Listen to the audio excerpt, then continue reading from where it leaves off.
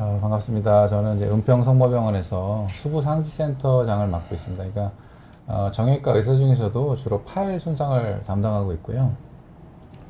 아무래도 팔 쪽에 손상이 많은 스노보드에 관심을 갖고 치료를 하고 있습니다. 스노보드 손상하면 이제 이런 상상을 하게 되는데요. 아까 또 많이 보셨죠? 그래서 머리나 어깨, 그리고 이제 상체로 이제 넘어지는 이런 경우가 많습니다. 그래서 두경부 쪽의 손상에 대해서는 이호준 선생님이 말씀을 하셨고, 저는 이제 팔 쪽, 그쪽의 손상에 대해서 한번 말씀을 해보겠습니다. 제가 논문을 찾아보니까 2010년에 저희 대한스포츠학회지에서 나온 국내의 그 리조트 한 곳에서 발생한 손상 빈도를 측정한 논문이 있었습니다. 그걸 확인해 봤더니 1999년에서 2001년 정도에서는 1000명당 3.4명, 2008년에서 2010년 그쯤엔 한 6.6명으로 한 2배 가까이 증가를 하게 되는 10년 만에. 그래서 손상이 점점 늘고 있구나, 그런 트렌드를 좀 알 수가 있고, 이것도 좀 재밌는 그래프인데요. 그 당시에는 이제 스노우보드가 그렇게 많지는 않았습니다. 이제 도입될 당시라고 좀 생각이 들고요. 제 기억에도 이제 카빙 스키라는 게 처음 나온 게 한 97년, 8년 정도가 됩니다. 그래서 그때 나오고, 그 다음에 스노우보드가 나왔던 그런 시기인데, 그 당시에는 스키 인저리가 굉장히 많았지만, 지금 이제 2008년, 2010년 혹은 그 뒤로 가면 갈수록 스노우보드의 부상이 스키보다 약 1.5배 정도로 늘어나고 있는 것을 표로 알 수가 있습니다. 그 중에서도 이제 보면 제가 이제 파란 줄로 그래프에서 그려놨는데, 그 가장 많은 빈도를 차지하는 것이 upper extremity 스노우보드, 즉 스노우보드에서 발생하는 상지 손상이 되겠습니다. 그래서 이것이 제가 말씀드리려는 발표 주제가 되겠고요. 그래서 스노우보드 상지 손상을 잘 찾아보면 이렇게 가장 많이 일어나는 상지 손상 중에서도 약 이 전체 손상의 22%, 상지 손상의 40% 이상이 손목에서 일어난다. 뭐 제가 이제 손목을 전공하고 있습니다만, 이렇게 다양한 빈도로 나타나고, 그 중에서 약 80%가 대부분 골절이 된다는 거죠. 손목 골절이 굉장히 중요한 손상의 중요한 부분을 차지하고 있다는 거 이해하셔야 될 것 같고, 그 중에 대표적인 두 가지 골절인 원이 요골 골절, 요골이라는 건 팔 쪽에 있는 뼈인데 그쪽의 아래쪽, 우리가 전통적으로 얘기하는 손목 골절을 얘기하는 거고요. 그 다음에 스케포이드라는 거는 이제 주상골이라고 그래서 손목 안에는 8개의 조그만 뼈들이 있습니다. 그 중에서 가장 길쭉하게 생긴 그 뼈가 부러지는 주상골 골절도 제가 한번 다뤄볼 예정입니다. 골절 이외에 가장 흔한 원인은 TFCC 손상이라고 하는데, 손목이나 좀 어디 아프신 분들은 요즘에 많이 들어보신 용어일 겁니다. 그래서 그거에 대해서도 간략하게 리뷰를 한번 해보겠습니다. 첫 번째로 말씀드릴 내용은 원이 요골 골절입니다. 오른쪽 사진처럼 요골의 끝부분, 그 부분이 이제 골절이 되는데, 이렇게 스키나 스노보드 손상에서의 중요한 문제는 젊은 사람들한테 발생하는 고에너지 손상이라는 거죠. 주로 이제 다른 사람과 부딪힌다든지, 그다음에 넘어질 때도 굉장히 팔부터 넘어지는 이런 상황이 많기 때문에 고에너지 손상이 되면 관절내 골절, 즉 골절선이 관절을 침범하게 되고, 분쇄 골절, 뼈 조각이 여러 조각이 난다는 거죠. 그래서 불안정하게 되고, 그 이제 어떤 석고고정으로만 치료가 안 되는 그런 상황이 올 수가 있습니다. 그래서 결국 이런 불안정성이 있는지 그런 것들을 엑스레이라든지 환자를 봤을 때 확인하는 것이 수술적 치료를 할 거냐, 아니면 석고치료, 보존적 치료만으로 치료가 가능한지를 확인하는데 중요한 요소가 되겠습니다. 그리고 이제 대부분은 초기 치료가 가장 중요한데, 수술이야 정형외과 의사들이 하는 거지만, 초기에는 통증과 부종을 관리하는 것이 이제 후유증 예방에 도움이 되겠다, 이렇게 말씀드릴 수 있겠고요. 서포티드 암 사인이라고 이렇게 이름 붙여진 게 있는데, 뭐냐면 다친 손을 자기가 들지를 못하고 팔을 이렇게 들고 다니는 사람들이 있어요. 그 말은 뭐냐면 이 손의 무게를 지탱을 못한다는 뜻입니다. 그거는 이제 자기가 잘 느끼죠. 환자가 불안정성이라든지 그런 것들은 고유 감각이 있기 때문에 환자들이 잘 느낍니다. 그래서 자기가 자기 팔을 못 들 정도의 불안함을 느낀다는 거는 골절 자체가 불안정성이 있다는 의미입니다. 그래서 이런 사람들은 수술이 필요하겠구나. 엑스레이 안 찍어봐도 알 수가 있죠. 그렇죠. 그런 설명을 좀 해주고 석고를 이제 한 다음에 엑스레이 꼭 찍어보기를 이렇게 권유를 해주면 되겠습니다. 그 다음에는 이제 뭐 엑스레이에 대한 얘기인데, 기회가 돼서 이제 석고를 고정을 하고 엑스레이를 이렇게 찍었을 때 왼쪽 사진처럼 뭐 굉장히 잘 맞아 보이는 모양이죠. 모양 자체가 이뻐 보이는데 골절선을 잘 보면 관절내로도 이렇게 골절선이 보이고, 가운데 보면 이렇게 검정색으로 해서 뼈가 좀 결손된 부분, 없는 부분도 보이고, 이제 그것이 뭐냐면 이제 분쇄골절이라는 얘기죠. 뼈가 가루가 돼서 뼈가 없는 부분도 있고, 그런 거는 이제 엑스레이 상으로 봐서 아, 이 골절이 불안정하겠구나 라는 걸 알게 되는 겁니다. 그래서 아, 이런 환자들은 석고국 치료로만은 잘 안 되고 대부분 수술적 치료가 필요할 것 같다, 이렇게 말씀드릴 수 있겠습니다. 그래서 그거를 수술을 안 할 경우에는 오른쪽 엑스레이처럼 무너져 버리는, 환자도 불만이고 의사도 이제 걱정이 많은 이런 상황이 초래할 수가 있습니다. 그래서 최근에는 대부분의 관절내 분쇄골절들은 이 전방 금속판이라 그래가지고 저렇게 생긴, 뭐 다양한 종류가 있지만 손바닥의 앞쪽을 이렇게 절개를 해서 그 앞쪽으로, 이 앞쪽으로요, 이쪽으로 절개를 해서 금속으로 된 금속판을 대고 나사못을 여러 개를 이렇게 삽입을 해서 골절이 움직이지 않도록 안정성을 부여하는 그런 수술적 치료를 시행을 하고 있습니다. 여러분들은 이제 골절이 일어나면 초기에 어떤 치료를 하느냐가 사실 중요한 부분이 되겠습니다. 그래서 모든 손상에 다 동일하겠습니다만 우리가 라이스 치료라고 그렇게 하는 게 있죠. 그래서 휴식, 레스트, 그다음에 아이스, 냉찜질, 그다음에 압박, 컴프레션, 그다음에 거상, 엘리베이션, 이 네 가지를 초기 치료의 중요한 부분으로 생각하고, 그것을 제대로 못했을 경우에는 여러 가지 합병증이 발생할 수 있다, 이렇게 말씀드릴 수가 있겠습니다. 특히 제가 말씀드리고 싶은 거는 손에는 이런 부종이 생기면 큰 문제가 되는데, 그 이유는 뭐냐면 이 부종 자체가 그냥 물이 아니고 쉽게 말하면 그 찐득찐득한 단백질이 들어있는 그런 액체라고 보면 됩니다. 그게 체액이. 그래서 그런 체액이 오랫동안 쌓여있다 보면 거기서 고착화가 되고 결국 섬유화가 되면서 관절 운동을 제한시킬 수 있는 그런 문제를 발생할 수 있다는 것입니다. 그래서 이런 것들을 가장 중요한 것은 예방하는 거죠. 이런 것들이 생기지 않도록, 그리고 생겼으면 빨리 빼줄 수 있도록 우리가 주의를 기울여야 하겠습니다. 이런 분들 보시면 굉장히 좀 불편해 보이는 석고를 하고 계시죠. 그러니까 이렇게 불편한 모양의 석고를 해서라도 엑스레이가 잘 맞아 있고 치료를 할 정도라면 사실은 이게 의미가 없는 겁니다. 그래서 이런 환자들, 그리고 보면 손도 많이 부어 있죠. 이런 분들은 빨리 석고를 따고 수술적 치료를 한 다음에 조기에 재활을 함으로써 손에 대한 부종이나 그 구축을 방지할 수 있는 그런 결과가 됩니다. 이런 환자들도 보시면 붕대를 이제 우리가 일라스틱 밴드라고 그러는데, 아무래도 이제 그 탄력이 있으니까 막 힘을 줘서 잡아당겨 보면 이렇게 꽉 조이게 돼요. 그렇게 되면 혈액순환에도 안 좋고 그 원위부가 완전히 부종이 많이 생기면서 나중에 손가락에 좀 안 좋은 문제가 생기니까, 그리고 혹시나 석고를 대실 일이 있을 때는 또 이렇게까지 하지 않도록 주의를 기울여야 되고, 만약에 부종이 있는 것 같다 그러면 시중에는 다양한 형태의 압박 붕대들이 많이 이렇게 나와 있습니다. 그래서 그런 것들을 이용해서 이렇게 감아줌으로써 부종을 좀 억제할 수 있는 그런 것이 되겠습니다. 그 다음에는 이제 아이스는 다 아시는 얼음찜질이니까, 요즘 뭐 이렇게 여기도 보이지만 아주 작게 되어 있는 얼음, 그러니까 뭐죠? 냉찜질 할 수 있는 그런 기구들이 많이 되어 있으니까요. 찜질 팩 같은 게, 그런 걸 구매하셔가지고 그 골절이나 그 주위, 손이라든지 그런 데를 많이 하면 되겠고, 그 다음에 엘리베이션은 이제 손을 들고 다니는 거죠. 보통은 제가 또 한 가지 말씀드리고 싶은 게, 팔걸이를 이렇게 하고 다니면 이게 그렇죠. 괜찮다고 생각하는데 그렇지 않습니다. 왜냐하면 심장보다, 저 심장이 이제 모터잖아요. 심장보다 높은 데 위치시켜야지 부종이 빠집니다. 그래서 저는 이렇게 하라고 다니라고 그러거든요.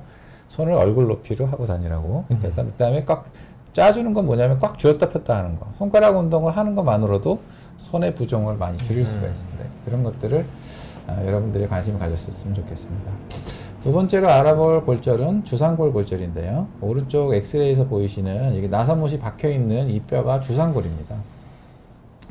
그래서 원이옥을 다음으로 두 번째로 흔한 골절인데, 이 골절도 역시 치료가 어렵고 여러 가지 문제를 일으킵니다. 그 이유는 여기도 관절에 해당하는 관절내 골절이고, 그 다음에 이 주상골이라는 뼈 자체가 손목의 기능이 굉장히 중요한 역할을 합니다. 딱 봐도 굉장히 복잡해 보이는데 작은 뼈들이 여러 개, 8개 정도가 어떤 조화를 이루면서 손목의 기능을 담당하고 있는데, 주상골이 그 중에서도 가장 중요한 역할을 하는데, 골절이 돼서 만약에 분리압이 발생할 경우에 문제가 생길 수가 있습니다.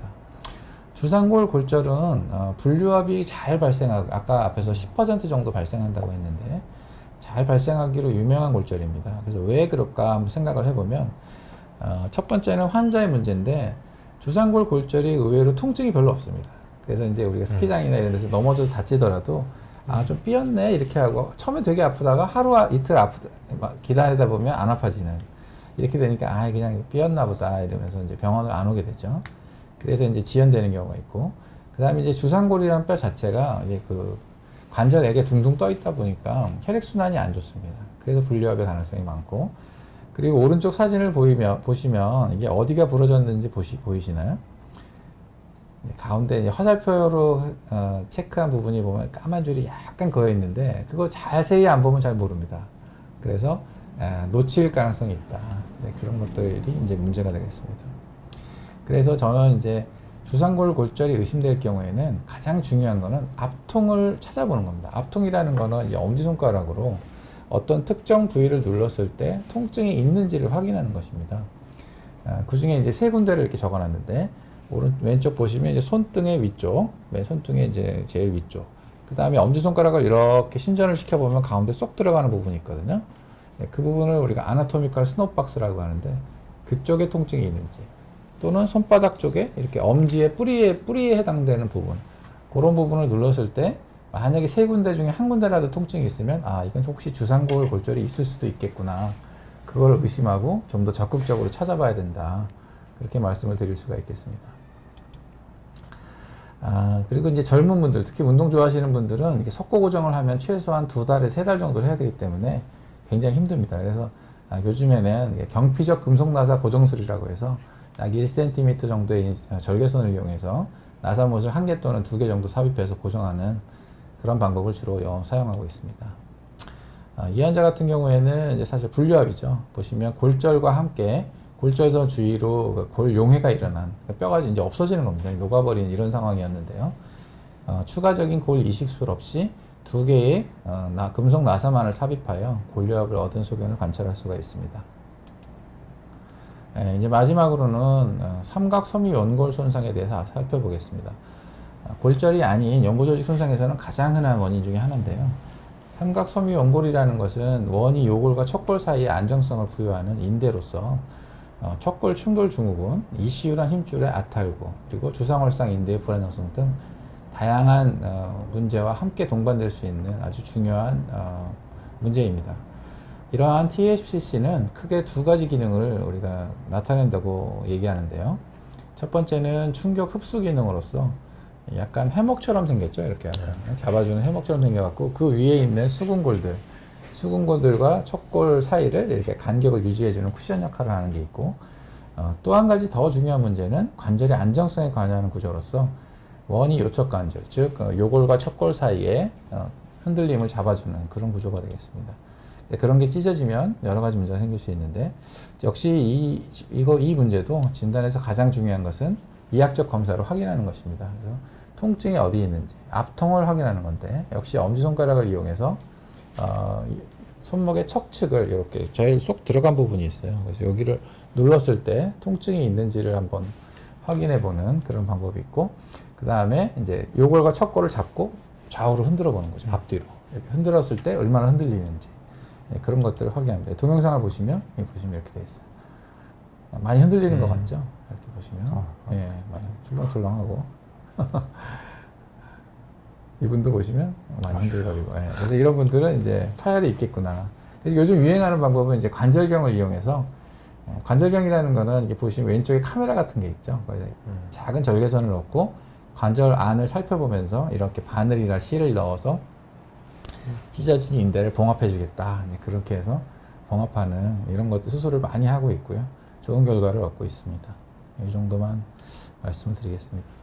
그리고 이제 사실 제일 마지막은 이런 손목 손상을 예방하는 게 가장 중요할 것 같습니다. 그래서 손목 보호대의 착용인데요. 제가 뭐 유튜브도 찾아보고 여러 문헌을 찾아보니까 참 다양한 종류의 손목 보호대들이 이미 시중에 나와 있더라고요. 그래서 사실 오른쪽에서 보이는 가운데나 오른쪽에서 보이는 이런 그림들은 우리가 인라인 보호대 같은 그런 종류의 보드가 많이 있거든요. 그래서 그거를 하고 그다음에 이제 스노보드 장갑을 끼고 그렇게 해서 하시는 분도 있고, 왼쪽 사진을 보면 아예 그냥 그 장갑하고 일체형으로 이렇게 나온 그런 제품도 시중에서 판매가 되고 있습니다. 그래서 이런 거에도 관심을 좀 가지셨으면 좋겠고요. 그래서 손목 보호대의 착용 효과에 대해서는 이미 여러 가지 연구에서 증명이 된 바가 있는데, 손목 손상을 약 77%, 골절은 71%, 손목 염자는 83%, 그리고 어깨와 팔꿈치 손상도 78%, 즉 약 70에서 80%를 예방할 수 있다, 손상을. 굉장히 큰 거거든요. 그래서 제 생각에는 이제는 우리가 이제 옛날에 저희 스키 배울 때 헬멧 쓰고 다니면 좀 촌스럽다고 그러고 그런 거 하고 그랬었거든요. 그렇죠. 요즘에는 헬멧을 안 쓰는 사람이 없습니다. 그러니까 그런 것처럼 이제는 스노우보더들 사이에서도 손목 보호대의 착용이 거의 필수가 돼야 되는 그런 시기가 아닐까, 저는 그런 생각이 듭니다. 제가 준비한 건 이 정도고요. 경청해 주셔서 감사드립니다. 이 사진들은 제가 2018년 평창 올림픽에서 의무 지원했던 그런 사진들입니다. 올림픽 때. 네, 시간이 거의 타이틀. 잘 맞춘 것 같은데. 네, 딱 맞춘 것 같습니다. 질문을 다 대답드리기는 어려울 것 같고요. 한 가지만 꼭 강조드리고 싶은 게, 그 오파스 심포지움에서도 나온 얘기인데요. 스키가 우리가 되게 부상이 위험하고 뭐 사망 사고가 많을 것 같지만 사실은 아까 이호준 선생님 말씀대로 되게 안전합니다. 근데 언제 안전하냐? 지금 보여드린 그런 안전장구들을 다 착용했을 때 안전한 겁니다. 그리고 그렇기 때문에 항상, 특히 기본이 헬멧이니까 스키장에 가실 때는 항상 꼭 헬멧 기본으로 꼭 착용하셔야 된다는 거. 그렇게 해서 기본 장비만 잘 갖고 있으면 스키는 아주 재미있고 아주 안전한 스포츠라는 걸 마지막으로 꼭 강조하고 싶습니다. 오늘 저 하나만 더, 전 되게 중요한 질문 같은 게 하나 보여서 그런데, 그 얼굴, 다리, 수부 각 파트 손상을 방지할 수 있는 유념해야 될 팁, 이게 사실 방금 말씀하신 보호 장구도 있을 것 그렇죠. 같고, 저는 이제 개인적으로는 낙법이 되게 중요하다고 생각하거든요. 그러니까 모든 스피드를 즐기는 뭐 자전거라든지 스키나 보드 같은 것들 처음 배울 때 낙법을 배우거든요. 그러니까 잘 넘어지면, 속도 붙기 전에 잘 넘어지면 모든 손상을 줄일 수 있다고 생각합니다. 그 낙법을 잘 배우는 게 중요하다고 생각합니다. 맞습니다. 그리고 특히 스키는 제일 중요한 거는 자기 실력에 맞는 슬로프. 너무 막 가파른 데 가면 자기가 실력이 올라가는 게 사실 아니거든요. 근데 거꾸로 사실 자꾸 높은 데를 가려고 그러거든요. 그거를 이제 좀 욕심을 줄이시는 게, 제가 여기 조사했는데 이제 포함 안 시킨 것 중에 하나가, 그 슬로프에 따른 인저리 어디가 제일 많이 일어나냐, 어디가 제일 많을 것 같으세요? 비기너, 인터미디에이트, 아닌가요? 익스퍼트. 비기너. 인터미디에이트가 제일 많습니다. 그 왜 그러냐면, 비기너들은 이제 잘 안 타고 이제 그러니까 많이 안 타니까 괜찮고, 익스퍼트들은 알아서 잘 타는데, 맞습니다. 중급자형 코스가 의외로 부상이 제일 많다. 욕심을 부리기 때문에. 네. 시간이 조금 경과한 것 같아서요. 자, 오늘 이걸로 저희 대한스포츠학회와 대한스키협회가 같이 하는 스키 부상에 대해서 첫 번째 시간 이걸로 마무리하겠습니다. 오늘 두 모두 너무 준비하시느라고 고생 너무 많으셨고요. 수고하셨습니다. 이렇게 시청해주신 여러분 너무 감사드립니다. 감사합니다. 네, 감사합니다. 안녕히 계십시오. 네.